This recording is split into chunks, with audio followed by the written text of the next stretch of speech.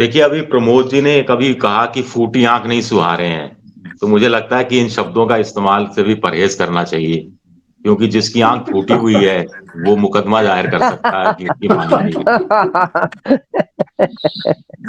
तो कुल मिलाकर अब कहानी बड़ी गजब की हो गई है।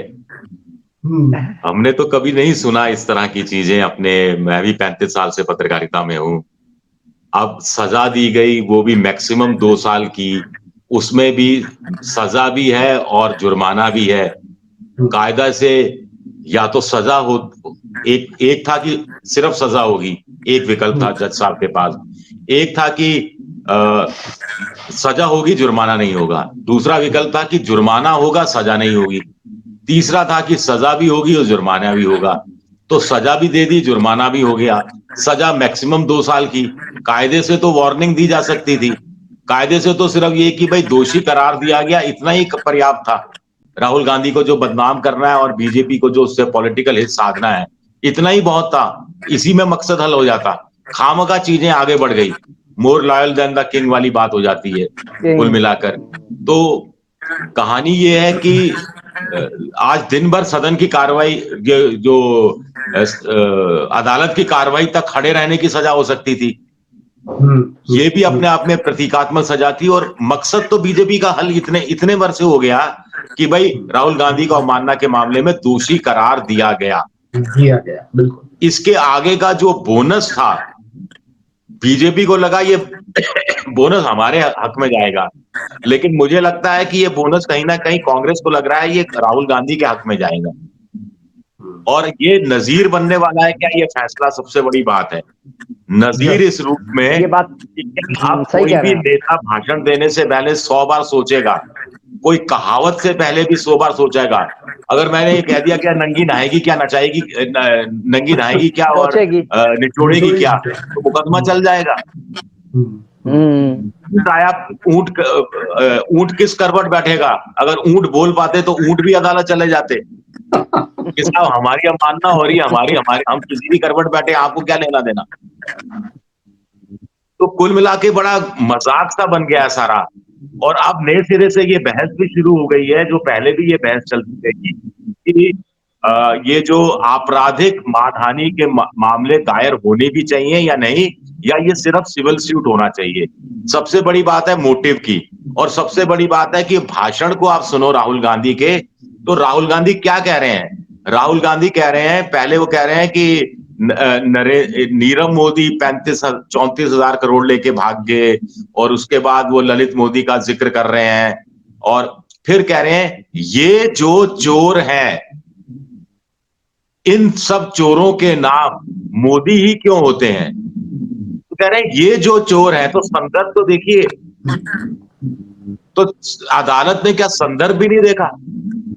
और एक चीज मुझे लगती है, पता नहीं क्यों, कि कांग्रेस क्या इसको समझ नहीं पाई, कि कांग्रेस को क्यों नहीं लगा कि कुछ भी हो सकता है, तो बड़े वकील उतारने चाहिए थे। तो बड़े वकील भी कांग्रेस ने नहीं उतारे, और अब शायद वो उतारेगी। और अब 30 दिन का समय है, और अगर कन्विक्शन पर स्टे नहीं किया ऊपर की अदालत ने, तो फिर राहुल गांधी की सदस्यता भी चली जाएगी। ये स्पीकर साहब को फैसला करना पड़ेगा मोटे तौर पर। तो यहाँ कहानी उलझी हुई प्रतीत होती है। अब इनका फायदा से राहुल गांधी बहुत बड़े नेता हो जाएंगे, हीरो हो जाएंगे, या फिर ऐसा नहीं हो पाएगा, ये आज की तारीख में मुझे नहीं लगता कुछ भी मैं कहने की स्थिति में हूं, क्योंकि कांग्रेस के नेताओं पर मुझे भरोसा नहीं है कि वो आपदा को अवसर में बदल सकते हैं। ऐसा मुझे पता नहीं क्यों उनकी इस क्वालिफिकेशन पर भरोसा नहीं करता।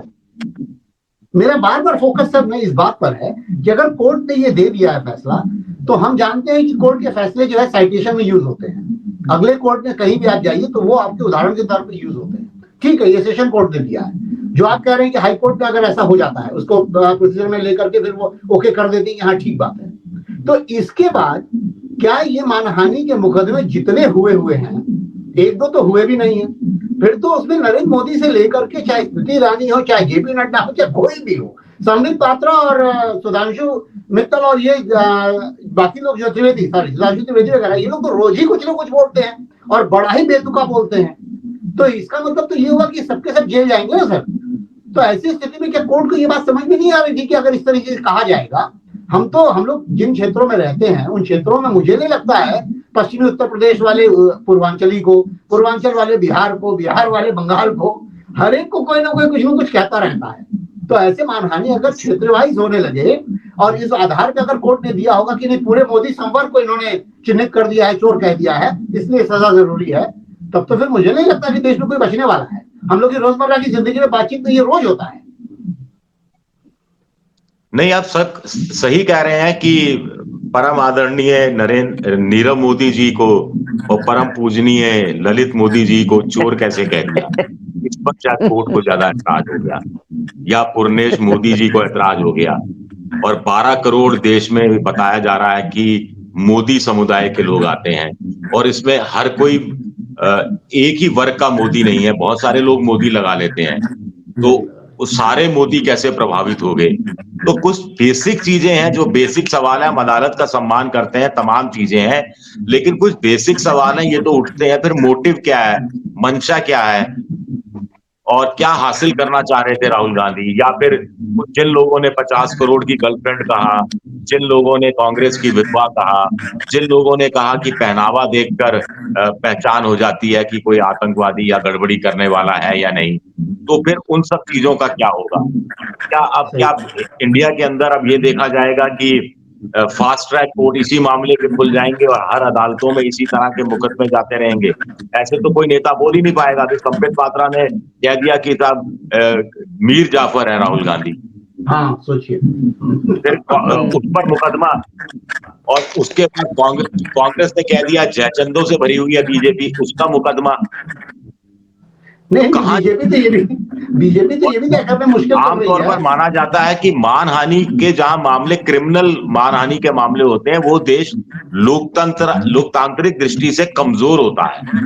तो अपने आप को हम लोकतांत्रिक दृष्टि से कमजोर देश के रूप में क्या दुनिया के सामने प्रस्तुत करना चाह रहे हैं? दुनिया में बहुत सारे देश हैं जहां इस तरह के सिविल सूट हैं, सिर्फ आपराधिक मानहानि का इश्यू तो है ही नहीं उसमें।